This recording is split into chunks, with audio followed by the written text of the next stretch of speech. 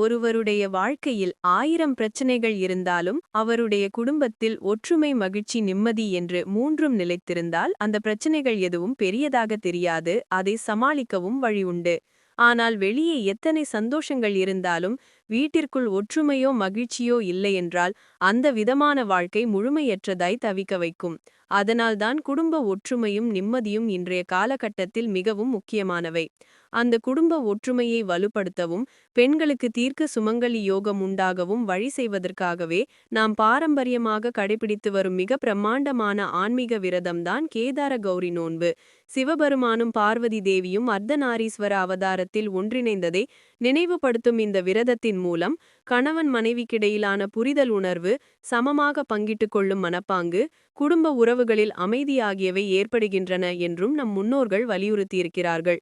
இந்த ஆண்டு கேதார கௌரி விரதம் அக்டோபர் 20ஆம் தேதி மதியம் 1:45 மணியிலிருந்து 2:45 மணிக்குள் தொடங்கி அக்டோபர் 21ஆம் தேதி மாலை 4:45 மணி முதல் 5:45 மணி வரை நிறைவு செய்யப்படுகிறது. சிலர் 21ஆம் தேதி காலையிலேயே விரதத்தை தொடங்கி அன்று மாலையே நிறைவு செய்வதற்கும் பழக்கமுள்ளவர்கள்.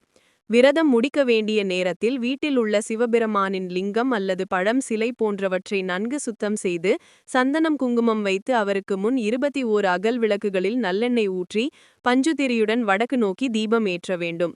அதன் பிறகு ஒரு வாழை இலை விரித்து அதில் முதலில் வெற்றிலை பாகை வைக்கவும், மஞ்சளால் பிடிக்கப்பட்ட பிள்ளையாரை வைக்கவும், அடுத்து வாழைப்பழம், தேங்காய் மற்றும் கேதார கௌரி நோன்பிற்காக தயாரிக்கப்பட்ட பலகாரங்களை 21 எண்ணிக்கையில், அதில் அதிரசம் கட்டாயம் இடம்பெற வேண்டும், வைக்கவும். இதோடு வீட்டில் உள்ள ஆண் பெண் என ஒவ்வொருவருக்கும் மஞ்சள் கயிறுகளை 21 முடிச்சுகளுடன் தயாரித்து அதையும் வாழை இலையில் வைக்க வேண்டும். பின்னர் நாம் அறிந்த சிவபெருமானின் பாடல்களோ மந்திரங்களோ சொல்லி, குறிப்பாக ஓம் அர்த்த வாரீஸ்வராய நமோ நம எனும் மந்திரத்தை 308 முறை சொல்லி மலர் அர்ச்சனை செய்து கற்பூர தீபம் தூபம் காட்டி சிவனையும் பார்வதியையும் மனமு வந்து வழிபட வேண்டும். மறுநாள் காலையில் விளக்கை ஏற்றிய பிறகு அந்த மஞ்சள் கயிறை ஆண்கள் வலது கையிலும் பெண்கள் இடது கையிலும் கட்டிக்கொள்ள வேண்டும்.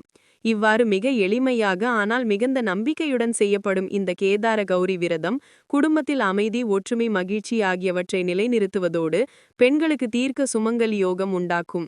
எனவே இந்த அற்புதமான விரதத்தை குடும்ப அமைதி வேண்டும் ஒவ்வொரு பெண்மணியும் கடைபிடித்து தங்கள் இல்லத்தை இனிதாக மாற்றிக்கொள்ளலாம். பரிகாரங்கள் எல்லாம் நாம் செய்கின்ற செயல்களுக்கு துணைதானே தவிர அதுவே தீர்வல்லா. நன்றி.